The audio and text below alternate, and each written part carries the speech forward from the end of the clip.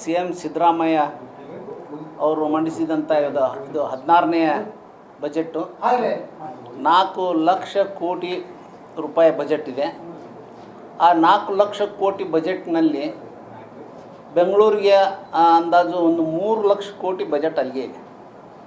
ಇನ್ನು 1 ಲಕ್ಷ ಕೋಟಿ ಬಜೆಟ್ ಏನಿದೆ ಇನ್ನು ಉಳ್ಕಿದ ಕರ್ನಾಟಕ ಪ್ಲೇಸ್ಗೆ. ಅಂದ್ರೆ ನೀವು ವಿಚಾರ ಮಾಡಿರಿ, ನಾವು ಏನೆಲ್ಲ ಕೇಳಿದ್ವಿ, ಹುಬ್ಳಿ ಧಾರವಾಡಕ್ಕಂತೂ ಏನೂ ಕೊಡಲಿಲ್ಲ ಅವರು, ನಾರ್ತ್ ಕರ್ನಾಟಕನೂ ಏನೂ ಕೊಡಲಿಲ್ಲ. ಎಲ್ಲ ಪ್ರೊಜೆಕ್ಟ್ಸ್ನೂ ಬೆಂಗಳೂರು ಓರಿಯೆಂಟೆಡ್ ಅದ. ಯಾವುದೂ ಒಂದು ಕಲ್ಯಾಣ ಕರ್ನಾಟಕ ಒಂದು ಸ್ವಲ್ಪ ಕೊಟ್ಟಿದ್ದಾರೆ, ಕೆಲವೊಂದಿಷ್ಟು ಹಾಸ್ಪಿಟಲ್ಸ್ ಕೊಟ್ಟಿದ್ದಾರೆ, ಯಾವುದೂ ಒಂದು ಒಳ್ಳೆಯ ಇನ್ಫ್ರಾಸ್ಟ್ರಕ್ಚರ್ ಆಗುವಂಥ ಒಂದು ಇದನ್ನು ಕೊಟ್ಟಿಲ್ಲ, ಡೆವಲಪ್ ಆಗುವಂಥ ಒಂದು ಇಂಡಸ್ಟ್ರಿ ಕೊಡಲಿಲ್ಲ. ಆಮ್ಯಾಗ ಒಂದು IT ಕ್ಲಸ್ಟರ್ ಕೊಡಲಿಲ್ಲ. ಆಮೇಲೆ ನಾವೇನು ಕೇಳಿದ್ವಿ, ಮೂಲಭೂತ ಸೌಕರ್ಯಗಳನ್ನ ಕೇಳಿದ್ವಿ ಹುಬ್ಳಿ ಧಾರವಾಡಕ್ಕೆ ಅವ್ರಿಗೆ, ಆ ಮೂಲಭೂತ ಸೌಕರ್ಯಗಳು ಯಾವೂ ಕೊಡಲಿಲ್ಲ ಅವರು.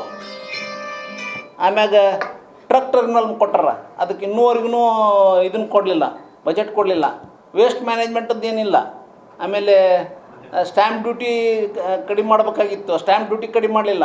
ನೀವು ಇವತ್ತು ನೇಕಾರ ನಗರದ ಸಬ್ ರಿಜಿಸ್ಟ್ರ್ ಆಫೀಸ್ಗೆ ಹೋದ್ರೆ ಅಲ್ಲಿ ಮ್ಯಾಗ ಹತ್ತಕ್ಕಾಗೋದಿಲ್ಲ, ಎಷ್ಟೊಂದು ಪ್ರಾಬ್ಲಮ್ ಐತೆ. ಅದಕ್ಕೊಂದು ಒಳ್ಳೆ ಬಜೆಟ್ ಕೊಟ್ಟು ಒಂದು ಲಿಫ್ಟ್ ಕೊಟ್ಟು ಏನು ಡೆವಲಪ್ ಮಾಡ್ಬೇಕು. ಬಟ್ ಎಲ್ಲ ಡಿಟೇಲಾಗಿ ಹೇಳ್ತಾ ಇದ್ದಾರೆ, ಎಲ್ಲ ಊರಿದ್ದು ಡಿಟೇಲಾಗಿ ಹೇಳ್ತಾ ಇದ್ದಾರೆ. ಹುಬ್ಳಿ ಧಾರವಾಡಕ್ಕೆ ಏನೂ ಕೊಡಲಿಲ್ಲ ಅವರು.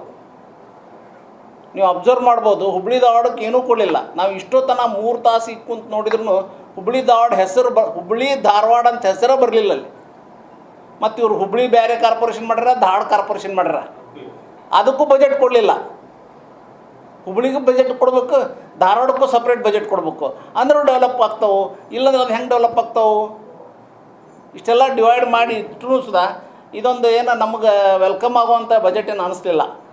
ಇದೊಂದು ಬೆಂಗಳೂರು ಓರಿಯೆಂಟೆಡ್ ಬಜೆಟ್ ಅನ್ನಿಸ್ತಾ ಇದೆ.